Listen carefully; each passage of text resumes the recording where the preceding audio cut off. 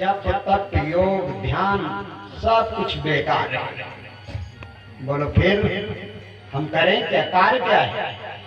तो देखिए, भगवान का भजन ही इस कलयुग में सार है। और जिस भाई बहन ने भगवान का भजन नहीं कर पाया उसका जीवन बेकार है। तो भैया देखिए, भजन करना बहुत जरूरी है। रामचरितमानस में तुलसी बाबा ने लिखा है कि कलयुग केवल और हरि गुण गा और गावत नरे पावत भव। ये हमारा आपका शरीर जानते हो कहाँ पर पड़ा हुआ है? ये संसार ये है क्या? ये पिछली बार जब हम कथा आपके यहाँ कह करके चले गए, जो बाढ़ आई थी ना, देखा है आपके गांव तक घुस के आ गई थी। ये संसार एक नदी है, जहाँ हम आप बैठे हैं। ये संसार प्यारे एक नदी है और बड़ी भयंकर नदी है। ये तो सरयू माई उसके आगे बहुत छोटी चीजें हैं। जिस नदी की हम बात कर रहे हैं, संसार रूपी नदी की, ये बड़ी भयानक है। जिस आप जो नदी देख रहे हैं सरयू, इसके दो किनारे हैं, एक इधर किनारा और एक उधर किनारा। अच्छा बताओ, इतने लोग बैठे, इतने लोगों में से कोई कोलकाता गया है? नहीं गए? गए होंगे? नहीं गए। कोलकाता में जब आप जाएंगे समुद्र के, बंबई गए होंगे, जब मुंबई गए होंगे तो मुंबई में समुद्र है ना। तो बताइए, जब नजर उठाएंगे तो उधर वाला किनारा तुमको दिखाई पड़ता है? नहीं दिखाई पड़ेगा, क्योंकि किनारा है, एक इधर है और एक उधर है, लेकिन हमको दिखाई नहीं पड़ रहा।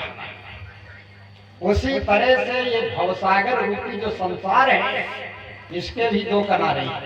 कोई भी चीज हो उसके दो किनारे हैं, एक हमको दिखाई पड़ता है, एक नहीं दिखाई पड़ता है। सरयू माँ का इधर का भी दिखा रहा है, उधर का भी दिखाई पड़ रहा है। तो ये भवसागर जो है, ये जो इसका किनारा है, ये हमको एक तरफ दिखाई पड़ रहा है, एक तरफ नहीं दिखाई पड़ रहा, जो हमारा शरीर बना हुआ है। और इसमें एक किनारा हमको दिखाई पड़ रहा है, कौन? जन्म का। जन्म तो हम आप सब लोग देखे, लेकिन मृत्यु का पता है किसी का कौन किनारा है? मृत्यु का किनारा हम आप लोगों को नहीं भी देते, लेकिन है, हाँ जरूरी होगी मृत्यु। तो इसी प्रकार से, जिस प्रकार से एक नदी के दो किनारे होते हैं, एक दिखाई पड़ता है, एक नहीं दिखाई पड़ता है सागर के, उसी तरह से ये संसार क्या है? समुद्र है। और इस समुद्र में मेरे भाई बहनों, ये हमारा शरीर नाव बन करके पड़ा हुआ है, नाव। और सावन भादों का बहुत बड़ा सैलाब चला है कलयुग में। आपका है का सैलाब चल रहा है इस संसार में, जानते हो? काम क्रोध लोभ आदि मदे और प्रबल मोह गए धारे। आज जो यहाँ जल बह रहा है वो ये वाला जल नहीं बह रहा है। कौन? काम क्रोध लोभ मोह मत्सर, ये जल बह रहा है। और इसमें हम आपका ये शरीर हिलोरे हिचकोले खा रहा है। इधर से हवाई तो थोड़ी दूर आगे बढ़ गया हवा के सहारे। क्यों हवा के सहारे बढ़ गया? ये शरीर नाव है, लेकिन नाव पर कोई चलाने वाला नाविक नहीं। नाव नदी में डाल दीजिएगा और उस पर कोई चलाने वाला नाव न हो तो नाव इधर से उस पार चली जाएगी? नहीं जाएगी, वो तो धार में बहती हुई चली जाएगी, नहीं जा सकती ना। उसी प्रकार से ये हमारा शरीर मेरे भाई बहनों बना पड़ा हुआ है नाव, नाविक कोई है नहीं। इधर से हवा आती है तो इधर को बढ़ता है, किनारा मिल नहीं रहा, बड़ा दूर है। उधर से दूसरी हवा का झोंका आया, फिर वहीं पर आ गया। तो ये जो हमारी मृत्यु रूपी चक्र है, ये इधर से हवा मारता है उधर, और फिर घूम घाम करके फिर इसी जगह आ जाता है। इस सबसे बचने के लिए हमको करना क्या है? तो जिस तरह बढ़ती हुई नदी में नाव को पार करने के लिए कुशल नाविक की आवश्यकता है। सटर पटर वाला अगर नाविक होगा तो बीच में अपने आप को और आपको लेकर के बुड़ जाएगा। तो जब तक कुशल कारीगर नाविक नहीं होगा तो उमड़ती हुई नदी को इस पार से उस पार नहीं कर सकता है। उसी प्रकार से हम आप सब लोग जितने लोग यहाँ पर हो या जितने लोग इस ध्वनिवर्धक यंत्र के द्वारा मेरी बात को श्रवण कर रहे हैं, वो सब लोग इस शरीर रूपी नाव का नाविक बनाओ। और वो नाविक है कौन? नाविक है भगवत भजन। भगवान का भजन ही एक ऐसा साधन है मेरे भाई बहनों, जो हमारे आपके इस शरीर को इस संसार रूपी सागर से इधर से ले जा करके उधर कर देगा। इसीलिए बाबा कहते हैं कलयुग में केवल कलयुग केवल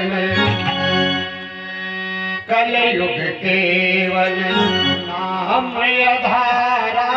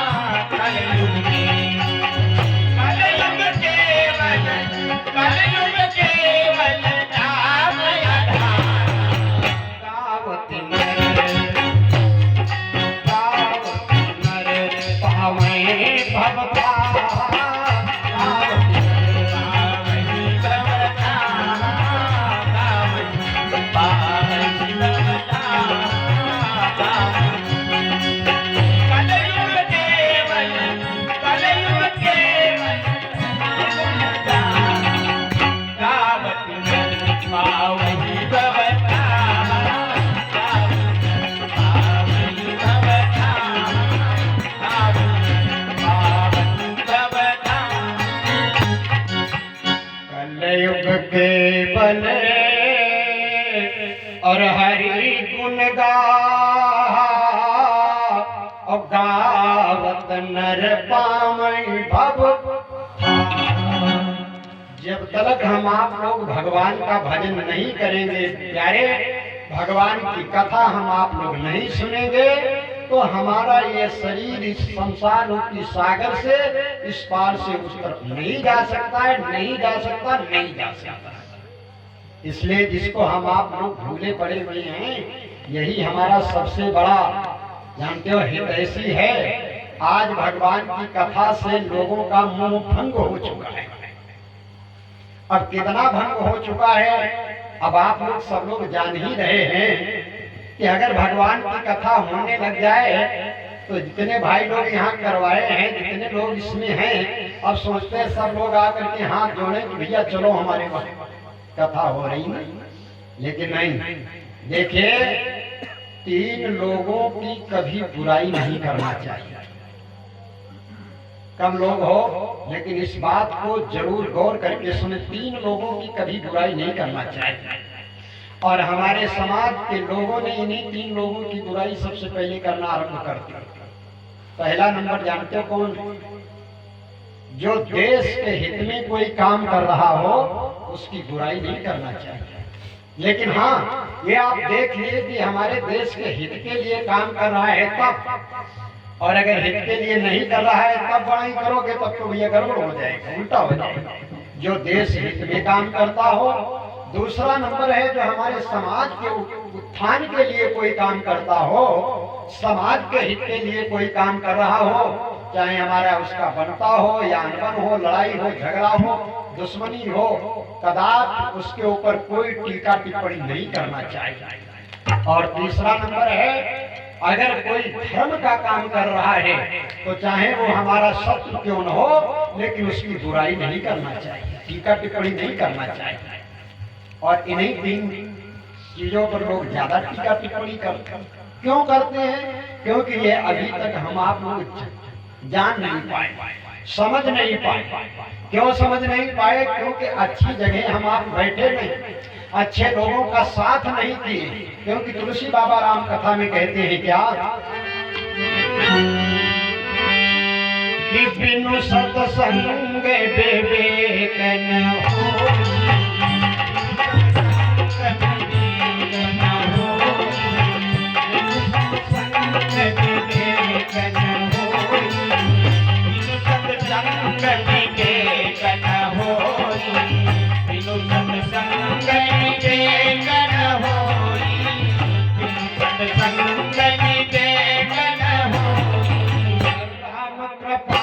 मन